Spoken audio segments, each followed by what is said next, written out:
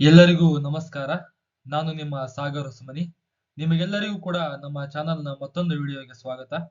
ಇಂದಿನ ಈ ವಿಡಿಯೋದಲ್ಲಿ ನಾವು ಪೌಲ್ ಎನ್ ರೋಜನ್ಸ್ಟೈನ್ ರೋಡನ್ ರವರ ಬೃಹತ್ ಪ್ರಯತ್ನ ಸಿದ್ಧಾಂತ ಅಂದ್ರೆ ಬಿಗ್ ಪುಶ್ ಥಿಯರಿಯನ್ನ ಕಲಿಯಲಿದ್ದೇವೆ. ಅದಕ್ಕೂ ಮುನ್ನ ನಮ್ಮ ಚಾನಲ್ಗೆ ಸಬ್ಸ್ಕ್ರೈಬ್ ಮಾಡಿ, ವಿಡಿಯೋವನ್ನ ಲೈಕ್ ಮಾಡಿ, ಶೇರ್ ಮಾಡಿ, ನಿಮ್ಮ ಅಭಿಪ್ರಾಯವನ್ನ ಕಮೆಂಟ್ ಮಾಡಿ.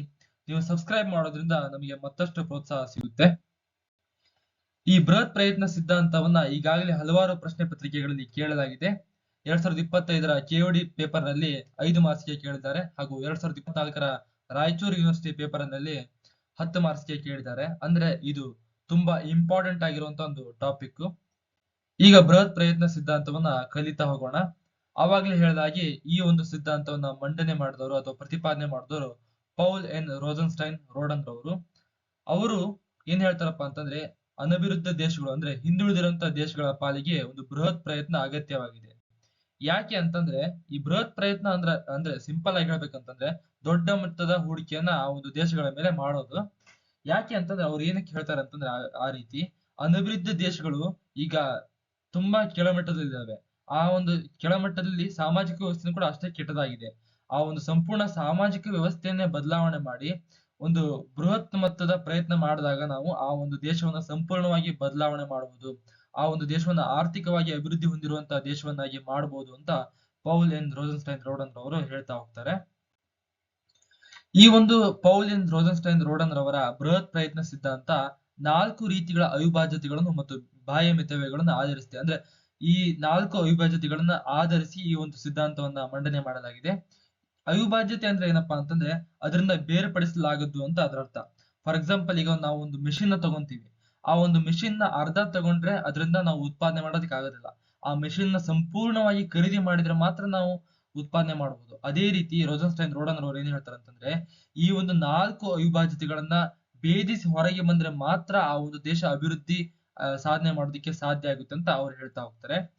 ಈ 4 ಅವಿಭಾಜ್ಯತೆಗಳು ಯಾವ್ದಪ್ಪ ಅಂತಂದ್ರೆ, ಉತ್ಪನ್ನ ಅನುಚಲೀಯ ಅವಿಭಾಜ್ಯತೆ, ಎರಡನೇದು ಬೇಡಿಕೆಯ ಅವಿಭಾಜ್ಯತೆ, ಮೂರನೇದು ಉಳಿತಾಯ ನೀಡಿಕೆಯ ಅವಿಭಾಜ್ಯತೆ ಮತ್ತು ನಾಲ್ಕನೇದು ಮನೋಪ್ರವೃತ್ತಿಗಳ ಅವಿಭಾಜ್ಯತೆ. ಇವನ್ನ ಭೇದಿಸಿ ಹೊರಬಂದಾಗ ಮಾತ್ರ ಆ ಒಂದು ದೇಶಗಳು ಆರ್ಥಿಕವಾಗಿ ಅಭಿವೃದ್ಧಿ ಹೊಂದೋಕೆ ಸಾಧ್ಯ ಆಗುತ್ತೆ ಅಂತ ರೋಡನ್ ರವರು ಹೇಳ್ತಾರೆ. ಮೊದಲನೇದಾಗಿ ಒಂದೊಂದಾಗಿ ನೋಡ್ತಾ ಹೋಗೋಣ. ಮೊದಲನೇದಾಗಿ ಉತ್ಪನ್ನ ಅನುಚಲೀಯ ಅವಿಭಾಜ್ಯತೆ, ಇಂಡಿವಿಸಿಬಿಲಿಟಿ ಇನ್ ದ ಪ್ರೊಡಕ್ಷನ್ ಫಂಕ್ಷನ್. ಅಂದ್ರೆ ರೋಡನ್ ರವರು ಏನ್ ಹೇಳ್ತಾರಪ್ಪ ಅಂತಂದ್ರೆ, ಯಾವುದೇ ಒಂದು ದೇಶ ಅಭಿವೃದ್ಧಿ ಹೊಂದಬೇಕು ಅಂತಂದ್ರೆ ಆರ್ಥಿಕ ಮೌಲ್ಯೋತ್ಪಾದಕ ಬಂಡವಾಳದ ನಿರ್ಮಾಣ ಆಗ್ಬೇಕು ಅಂತ.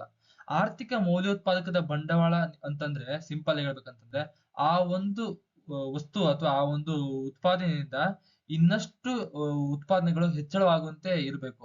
ಫಾರ್ ಎಕ್ಸಾಂಪಲ್, ವಿದ್ಯುತ್ ಶಕ್ತಿ, ಸಾರಿಗೆ ಸಂಪರ್ಕ, ವಸತಿ ಮೊದಲಾದ ಸಾಮಾಜಿಕ ಮತ್ತು ಆರ್ಥಿಕ ಬಂಡವಾಳಗಳು ಸಾಕಷ್ಟು ನಿರ್ಮಾಣ ಮಾಡಿದಾಗ ಇತರ ಕ್ಷೇತ್ರಗಳಿಗೆ ಸೇವೆಯನ್ನು ಒದಗಿಸಲು ಮತ್ತು ಉತ್ಪಾದನೆ ಮಾಡ್ಲಿಕ್ಕೆ ಹೆಚ್ಚಳ ಆಗ್ತದೆ.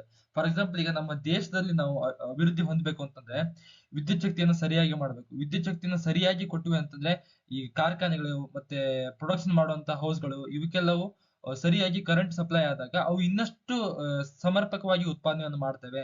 ಅದರಿಂದ ಇನ್ನಷ್ಟು ಆರ್ಥಿಕವಾಗಿ ಅಭಿವೃದ್ಧಿ ಹೊಂದೋದಕ್ಕೆ ಸಾಧ್ಯ ಆಗುತ್ತೆ. ಅದನ್ನ ರೋಡನ್ ರವರು ಹೇಳ್ತಾ ಹೋಗ್ತಾರೆ. ಆಮೇಲೆ ಒಂದು ಪಾಯಿಂಟ್ ಏನಪ್ಪಾ ಅಂತಂದ್ರೆ, ಈ ರೀತಿಯ ಮೌಲ್ಯೋತ್ಪಾದಕ ಬಂಡವಾಳ ಇದೆಯಲ್ಲ, ಈ ವಿದ್ಯುತ್ ಶಕ್ತಿ, ಸಾರಿಗೆ ಇವನ್ನೆಲ್ಲ ಬೇರೆ ದೇಶದಿಂದ ಆಮದು ಮಾಡ್ಕೊಳಕ್ಕೆ ಸಾಧ್ಯ ಇಲ್ಲ. ಒಂದು ವೇಳೆ ಮಾಡ್ಕೊಂಡ್ರು ಕೂಡ ಆ ದೇಶ ಅಭಿವೃದ್ಧಿ ಆಗೋದಿಲ್ಲ, ಅದ್ರ ಬದಲಿಗೆ ನಾಶವಾಗ್ತಾ ಹೋಗುತ್ತೆ ಅಂತ ರೋಡನ್ ರವರು ಹೇಳ್ತಾ ಹೋಗ್ತಾರೆ. ಇನ್ನು ಎರಡನೇ ಪಾಯಿಂಟ್ ಅಥವಾ ಎರಡನೇ ಅವಿಭಾಜ್ಯತೆ ಏನಪ್ಪಾ ಅಂದ್ರೆ, ಬೇಡಿಕೆಯ ಅವಿಭಾಜ್ಯತೆ ಅಥವಾ ಬೇಡಿಕೆಯ ಅನುಪೂರಕ ತತ್ವ. ಅಂದ್ರೆ indivisibility of demand or complementary of demand. ಅಂದ್ರೆ ಬೇಡಿಕೆಯ ಅನುಪೂರಕ ತತ್ವವಾದದ ಪ್ರಕಾರ ಅಭಿವೃದ್ಧಿ ಹೊಂದಬೇಕೆಂದು ಬಯಸುವ ದೇಶವು ಪರಸ್ಪರ ಸಂಪರ್ಕ ಹೊಂದಿರುವ ಹಲವು ಉದ್ಯಮಗಳಲ್ಲಿ ಏಕ ಸಮಯದಲ್ಲಿ ಹೂಡಿಕೆಯನ್ನು ಕೈಗೊಳ್ಳುವುದು ಅವಶ್ಯಕವಾಗಿದೆ. ಅಂದ್ರೆ ರೋಡನ್ ರವರು ಏನ್ ಹೇಳ್ತಾರಪ್ಪ ಅಂತಂದ್ರೆ, ಪರಸ್ಪರ ಇಂಟರ್ ಲಿಂಕ್ ಇರುವಂತ ಬಿಸ್ನೆಸ್ ಗಳನ್ನ ಶುರು ಮಾಡ್ಬೇಕು ಆ ದೇಶ. ಅಂದ್ರೆ ಫಾರ್ ಎಕ್ಸಾಂಪಲ್, ಈಗ ಹತ್ತಿ ಉತ್ಪಾದನೆ ಅಂತ ತಗೊಂಡ, ಹತ್ತಿಯನ್ನ ಉತ್ಪಾದನೆ ಮಾಡಿದ್ವಿ ಅಂತಂದ್ರೆ ಅದರಿಂದ ಹತ್ತಿಯ ಬಟ್ಟೆಗಳನ್ನ ನಾವು ಉತ್ಪಾದನೆ ಮಾಡಬಹುದು. ಆಮೇಲೆ ಬೇರೆ ಬೇರೆ ರೀತಿಯಾದಂತ ಪ್ರೊಡಕ್ಷನ್ ಗಳನ್ನ ಮಾಡಬಹುದು. ಅಂದ್ರೆ ಒಂದಕ್ಕೊಂದು ಇಂಟರ್ಲಿಂಕ್ ಇರುವಂತ ಉತ್ಪಾದನೆಗಳನ್ನ ಮಾಡ್ಬೇಕು ಅಂತ ಅವರು ಉದ್ಯಮಗಳನ್ನ ಆರಂಭಿಸ್ಬೇಕು ಅಂತ ರೋಡನ್ ರವರು ಹೇಳ್ತಾರೆ. ಆಮೇಲೆ ಇನ್ನೊಂದು ಪಾಯಿಂಟ್ ಏನ್ ಹೇಳ್ತಾರಪ್ಪ ಅಂತಂದ್ರೆ, ಸ್ವತಂತ್ರವಾಗಿ ಯಾವುದೋ ಒಂದು ಉದ್ಯಮ ಶುರು ಮಾಡಿದ್ರು ಅಂತ ಅನ್ಕೊಳ್ಳಿ, ಅಂದ್ರೆ ಇಂಡಿಪೆಂಡೆಂಟ್ ಆಗಿ ಆ ಒಂದು ಇಂಡಿಪೆಂಡೆಂಟ್ ಉದ್ಯಮ ಅದಕ್ಕೆ ಉತ್ಪಾದನೆ ಮಾಡತ್ತಲ್ಲ ಸರಕುಗಳು, ಆ ಒಂದು ಸರಕುಗಳಿಗೆ ಬೇಡಿಕೆ ದೊರೆಯೋದಿಲ್ಲ. ಬೇಡಿಕೆ ದೊರೆಯದೆ ಏನಾಗ್ಬೋದು, ನಾಶವಾಗಿ ಹೋಗ್ಬೋದು ಅಂತ ರೋಡನ್ ರವರು ಎಚ್ಚರಿಕೆ ಕೊಡ್ತಾರೆ. ಆಮೇಲೆ ಮೂರನೇ ಪಾಯಿಂಟ್ ಏನ್ ಹೇಳ್ತಾರಪ್ಪ ಅಂತಂದ್ರೆ ಅವರು ಉಳಿತಾಯ ಪೂರೈಕೆಯ ಅವಿಭಾಜ್ಯತೆ. ಅಂದ್ರೆ ಈ ಅನಭಿವೃದ್ಧಿ ದೇಶಗಳಲ್ಲಿ ಉಳಿತಾಯಗಳ ತೀವ್ರ ಕೊರತೆ ಇರೋದು ಅಭಿವೃದ್ಧಿಗೆ ದೊಡ್ಡ ಅಡಚಣೆ ಆಗಿದೆ ಅನ್ನೋದು ರೋಡನ್ ರವರ ವಾದ. ಈ ಒಂದು ಅವಿಭಾಜ್ಯತೆಯನ್ನು ಹೊರಬರಬೇಕು ಅಂತಂದ್ರೆ ಆ ದೇಶದ ಜನರ ಆದಾಯ ಏರಿಕೆ ಆಗ್ಬೇಕು. ಆ ದೇಶದ ಜನರ ಆದಾಯ ಯಾವಾಗ ಏರಿಕೆ ಆಗುತ್ತಪ್ಪ ಅಂತಂದ್ರೆ ಅಧಿಕ ಹೂಡಿಕೆಯಿಂದ ಏನು ಬರುತ್ತಲ್ಲ ಅದರಿಂದ ಆದಾಯ ಹೆಚ್ಚಳ ಆಗ್ತಾ ಹೋಗುತ್ತೆ ಅಂತ ಅವ್ರು ರೋಡನ್ ರವರು ಹೇಳ್ತಾರೆ. ಇದು ನಾಲ್ಕನೇ ಪಾಯಿಂಟ್ ಬಂದು ಮನೋಪ್ರವೃತ್ತಿಗಳ ಅವಿಭಾಜ್ಯತೆ, ಸೈಕಾಲಜಿಕಲ್ ಇಂಡಿವಿಸಿಬಿಲಿಟೀಸ್. ಅಂದ್ರೆ ರೋಡನ್ ರವರು ಏನ್ ಹೇಳ್ತಪ್ಪ ಅಂದ್ರೆ ಈ ರೀತಿ ಬೃಹತ್ ಅಭಿವೃದ್ಧಿ ಹೊಂದಬೇಕು ಅಥವಾ ಆರ್ಥಿಕವಾಗಿ ಅಭಿವೃದ್ಧಿ ಹೊಂದಬೇಕು ಅಂತಂದ್ರೆ ಬೃಹತ್ ಪ್ರಯತ್ನವನ್ನ ಮಾಡ್ತೀವಿ. ಆದ್ರೆ ಬೃಹತ್ ಪ್ರಯತ್ನ ಯಾವ ರೀತಿ ಆಗಿರ್ಬೇಕು ಅಂತಂದ್ರೆ ಜನರ ಆ ಒಂದು ದೇಶದಲ್ಲಿರುವಂತ ಜನರ ಮೆಂಟಾಲಿಟಿ ಶಿಫ್ಟ್ ಆಗ್ಬೇಕು. ಮೆಂಟಾಲಿಟಿ ಶಿಫ್ಟ್ ಏನಪ್ಪಾ ಅಂತಂದ್ರೆ ಆ ಒಂದು ದೇಶ ಅಭಿವೃದ್ಧಿ ಹೊಂದಬೇಕು ಅಂತಂದ್ರೆ ಹಲವಾರು ರೀತಿಯ ಪ್ರಯತ್ನಗಳನ್ನ ಮಾಡ್ಬೇಕಾಗಿರುತ್ತೆ. ಆ ಒಂದು ಪ್ರಯತ್ನಗಳಿಗೆ ಮಾನಸಿಕವಾಗಿ ಸಿದ್ಧತೆಯನ್ನು ಹೊಂದೋದಕ್ಕೋಸ್ಕರ ಈ ರೀತಿಯ ಪ್ರಯತ್ನ ಅವಶ್ಯಕವಾಗಿರುತ್ತೆ. ಯಾವ ರೀತಿ ಪ್ರಯತ್ನಪ್ಪ ಅಂದ್ರೆ ಗೌರ್ಮೆಂಟ್ನವರು ಕೈಗಾರಿಕೀಕರಣಕ್ಕೆ ವಿದೇಶಿ ಬಂಡವಾಳವನ್ನ ತರೋದಾಗಿರ್ಬೋದು, ಅಥವಾ ಜನರಲ್ಲಿ ಆ ಜಾಗೃತಿಯನ್ನು ಮೂಡಿಸೋದಾಗಿರ್ಬೋದು, ಅಥವಾ ಹೂಡಿಕೆಯನ್ನ ಹೆಚ್ಚಳ ಮಾಡೋದಕ್ಕೆ ಆ ದೇಶದ ಶೇರ್ ಮಾರ್ಕೆಟ್ ಮೇಲೆ ಹೂಡಿಕೆಯನ್ನ ಹೆಚ್ಚಳ ಮಾಡೋದಕ್ಕೆ ಈ ರೀತಿ ಜನರಿಗೆ ತಿಳಿಸ್ತಾ ಹೋಗ್ಬೇಕು, ಜಾಗೃತಿ ಮೂಡಿಸ್ತಾ ಹೋಗ್ಬೇಕು. ಅವಾಗ ಮಾತ್ರ ಈ ಬೃಹತ್ ಪ್ರಯತ್ನ ಸಿದ್ಧಾಂತ ಯಶಸ್ವಿ ಆಗುತ್ತೆ ಅನ್ನೋದು ರೋಡನ್ ರವರ ವಾದವಾಗಿದೆ. ಈ ಒಂದು ರೋಡನ್ ರವರ ಸಿದ್ಧಾಂತ ಇದೆಯಲ್ಲ, ಈ ರೋಡನ್ ರವರ ಸಿದ್ಧಾಂತಕ್ಕೆ ಹಲವಾರು ಟೀಕೆಗಳು ವ್ಯಕ್ತಪಡಿಸಲಾಗಿದೆ. ಈ ಯಾರೆಲ್ಲ ಟೀಕೆ ಮಾಡಿದ್ರಪ್ಪ ಅಂದ್ರೆ ಲಾ ಮೈಂಟ್, ಎಚ್.ಎಸ್. ವಿಲಿಸ್, ಜೇಕಬ್ ವೈನರ್ ಮುಂತಾದವರು ಬೃಹತ್ ಪ್ರಯತ್ನ ಸಿದ್ಧಾಂತವನ್ನು ಕಟುವಾಗಿ ಟೀಕಿಸಿದ್ದಾರೆ. ಯಾಕೆ ಯಾವ ರೀತಿ ಟೀಕೆ ಮಾಡಿದ್ರಂತ ನಾವು ಗಮನಿಸ್ತಾ ಹೋಗೋಣ. ಮೊದಲನೇ ಟೀಕೆ ಏನಪ್ಪಾ ಅಂದ್ರೆ ಹೂಡಿಕೆಯ ಕೊರತೆಯನ್ನು ಮನಗಾಣದಿರುವಿಕೆ. ಇವರು ರೋಡನ್ ರವರನ್ನು ಹೇಳ್ತಾರೆ ಬೃಹತ್ ಪ್ರಯತ್ನ ನಾವು ಮಾಡ್ಬೇಕು, ಬೃಹತ್ ಮೊತ್ತದ ಹೂಡಿಕೆಯನ್ನ ಮಾಡ್ಬೇಕು ಅಂತ. ಆದ್ರೆ ಹೂಡಿಕೆಯ ಕೊರತೆ ಇರೋದನ್ನ ಇವರು ಸರಿಯಾಗಿ ಗಮನಿಸಿಲ್ಲ. ಅಂದ್ರೆ ಅನಭಿವೃದ್ಧಿ ದೇಶದ ಮೇಲೆ ಹೂಡಿಕೆ ಮಾಡೋದಕ್ಕೆ ಯಾರು ಕೂಡ ಮನ್ಸು ಮಾಡೋದಿಲ್ಲ. ಈಗ ಫಾರ್ ಎಕ್ಸಾಂಪಲ್ ಎಲ್ಲರೂ ಕೂಡ ಅಮೆರಿಕದಲ್ಲಿ ಹೂಡಿಕೆ ಮಾಡ್ಬೇಕಂತ ಬಯಸ್ತಾರೆ ಹೊರತು ಅದ್ರ ಬದಲಿಗೆ ನಾವು ಯಾವ್ದೋ ಒಂದು ಹಿಂದುಳಿದಿರಂತ ದೇಶದ ಮೇಲೆ ಅಭಿವೃದ್ಧಿ ಹೊಂದುತ್ತೆ ಇದು ಅಂತಂದು ಹೂಡಿಕೆ ಮಾಡೋದಕ್ಕೆ ಇಷ್ಟಪಡೋದಿಲ್ಲ.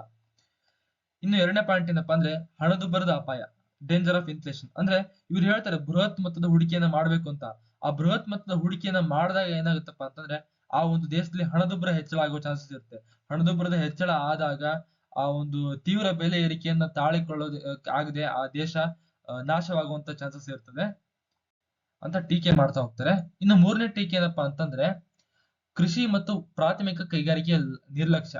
ಅಂದ್ರೆ ಈ ರೋಡನ್ ರವರನ್ನ ಹೇಳ್ತಾರೆ ಉದ್ಯಮಗಳನ್ನ ಆರಂಭಿಸಬೇಕು, ಪರಸ್ಪರ ಸಂಪರ್ಕ ಹೊಂದಿರುವಂತ ಉದ್ಯಮಗಳನ್ನ ಆರಂಭಿಸಬೇಕು ಅಂತ. ಆದ್ರೆ ಇವರು ಮೂಲವಾಗಿ ಕೃಷಿಯನ್ನ ನಿರ್ಲಕ್ಷ್ಯ ಮಾಡಿದ್ದಾರೆ. ಹಾಗೂ ಪ್ರಾಥಮಿಕ ಕೈಗಾರಿಕೆ ಅಂದ್ರೆ ಗುಡಿ ಕೈಗಾರಿಕೆಗಳಾಗಿರ್ಬೋದು ಅಥವಾ ಅನುಭೋಗಿ ಸರಕುಗಳ ಕೈಗಾರಿಕೆಗಳು ಇವನ್ನೆಲ್ಲ ಅವರು ಕಡೆಗಣನೆ ಮಾಡಿದ್ದಾರೆ ಅಂತ ಟೀಕೆ ಮಾಡಿದ್ದಾರೆ.